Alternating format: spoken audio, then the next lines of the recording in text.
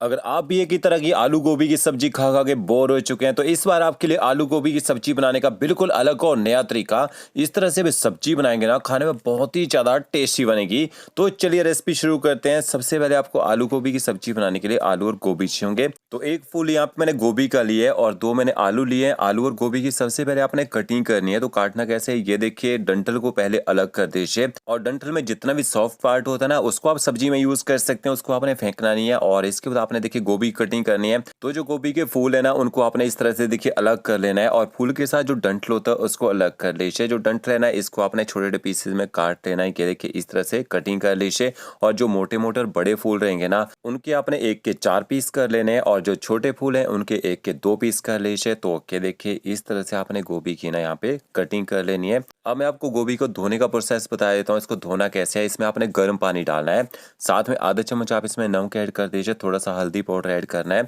ऐसे धोने से क्या होता है, गोभी की जो खेती होती है ना उसमें काफ़ी स्प्रे किए होते हैं। तो इस तरह से धोएंगे ना गोभी अच्छे से साफ़ हो जाती है। 5 मिनट तक ऐसे ही छोड़ दीजिए। और आलू को आपने ना पील कर लेना है। पील करने के बाद आप आलू की कटिंग कर लीजिए। तो ये जो हम सब्जी बना रहे हैं, एक फूल गोभी और 2 आलू से 4 से 5 लोग आसानी से इसमें खा सकते हैं। तो देखिए आलू को पील कर लिया, इसके बाद धो लीजिए।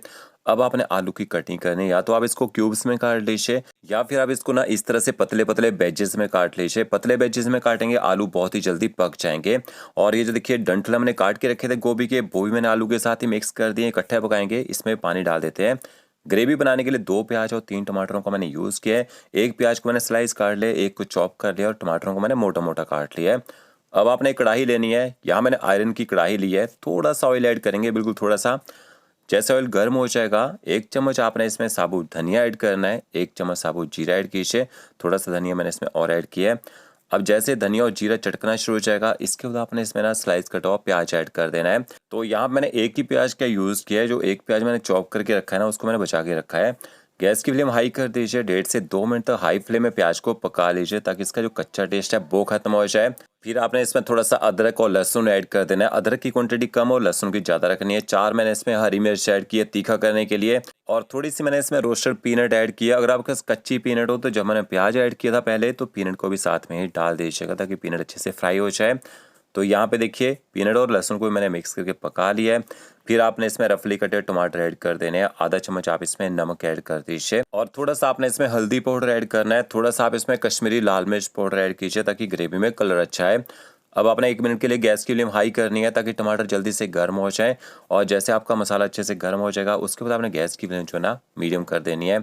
तो क्या देखिए टमाटरों को अच्छी तरह से मैंने यहाँ पे गर्म कर लिया है। अब आपने इसमें ना पानी ऐड करना है, क्योंकि हमने ऑयल का यूज़ कम किया है तो टमाटरों को गलाने के लिए थोड़ा सा पानी डालना पड़ेगा। इसमें मॉइस्चर कम हो गया था। अब टमाटरों को पानी के साथ अच्छी तरह से मिक्स कर लेते हैं। ऊपर से आपने कवर कर देना है और 4 से 5 मिनट तक आपने मीडियम फ्लेम में पकने देना है ताकि टमाटर अच्छी तरह से गल जाएँ और टमाटरों का जो कच्चा और खट्टा टेस्ट होता है ना वो ख़त्म हो जाए।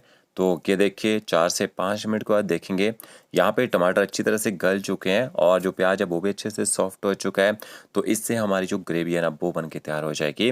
अब आपने इसको ना बाउल में निकाल लेना है, थोड़ा सा ठंडा होने दीजिएगा और इसको आपने ना फिर इसके बाद ग्राइंड करना है। ज़्यादा अपने गरम गरम नहीं पीसना है। केवल हम गरम चीज़ पीस देते हैं ना तो जब मिक्सी को चलाते हैं ना ग्राइंडर जार से एकदम से प्रेशर से ना ग्रेवी बाहर आ जाती है। तो क्या देखिए यहाँ पे हमने ग्रेवी बना के तैयार कर ली है। इस तरह से आपने इसको बना लेना है। अब मैंने कढ़ाई में ना 1 बड़ा चम्मच ऑयल का ऐड कर दिया है। ऑयल जैसे गर्म हो जाएगा इसके बाद आपने थोड़े से खड़े मसाले ऐड करने हैं। 2 लौंग, 2 इलायची, दालचीनी, बड़ी इलायची ऐड कर दीजिए और 1 छोटा चम्मच आपने इसमें साबुत जीरा ऐड करना है। ऐसा नहीं हम सब्जी को बनाने के लिए ज़्यादा ऑयल का यूज़ करेंगे, थोड़े ही ऑयल में सब्जी बना के तैयार करेंगे। फिर आपने इसमें बारीक कटा हुआ प्याज ऐड कर देना है और गैस की फ्लेम आपने ना मीडियम टू हाई करनी है। मीडियम टू हाई फ्लेम में 1.5 से 2 मिनट तक प्याज को यहाँ पे पका लीजिए। ज़्यादा गोल्डन ब्राउन करने की जरूरत नहीं है। आपको एक आसान सा तरीका बताऊंगा, जब तक प्याज पकेगा ना तब तक हम आलू को पका लेंगे। थोड़ी सी मैंने इसमें हींग ऐड की है, काफ़ी अच्छा फ्लेवर आएगा और हींग डाइजेशन के लिए भी बढ़िया होती है।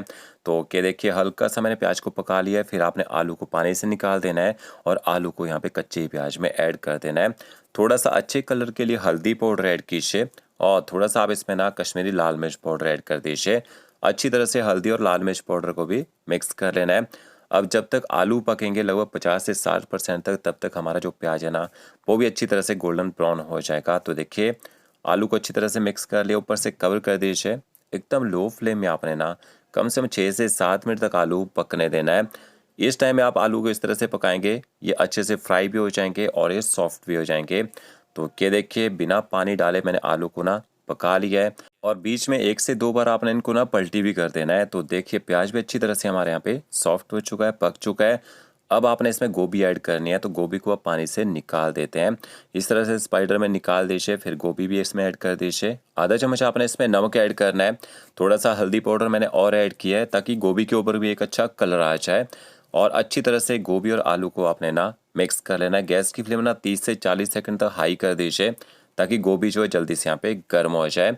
अब आपने गैस की फ्लेम मीडियम कर देनी है और ऊपर से कवर कर दीजिए। 3 से 4 मिनट तक गोभी को भी आलू के साथ यहाँ पे पकने दीजिए।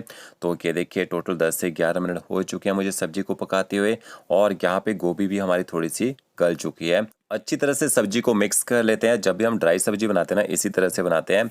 अब एक ग्रेवी वाली सब्जी बना के तैयार कर रहे हैं, तो इसके बाद आपने इसमें ना ग्रेवी ऐड कर देनी है। तो ये देखिए जो प्याज टमाटर और पीनट की हमने ग्रेवी बनाई थी ना, वो सारी की सारी ग्रेवी ऐड कर दी है। ग्राइंडर जार में थोड़ी सी ग्रेवी चिपकी रह जाएगी, पानी डालिए उसमें थोड़ा सा और ग्रेवी में वो भी ऐड कर दीजिए। अच्छी तरह से आलू और गोभी को ना ग्रेवी के साथ यहाँ पे मिक्स कर लेते हैं और गैस की फ्लेम में हाई कर दिए ताकि जल्दी से यहाँ पे बॉयल आ जाए। तो ऊपर से आपने फिर से सब्जी को कवर कर देना है और तब तक पकाना है जब तक सब्जी अच्छी तरह से सॉफ्ट ना हो जाए। तो 5 से 6 मिनट में आपकी जो सब्जी अच्छी तरह से गल जाएगी, अच्छे से पक जाएगी। तो ज़्यादा आपने सब्जी को गलाना भी नहीं है, थोड़ी सी गोभी जो खड़ी खड़ी रहनी चाहिए यहाँ पे।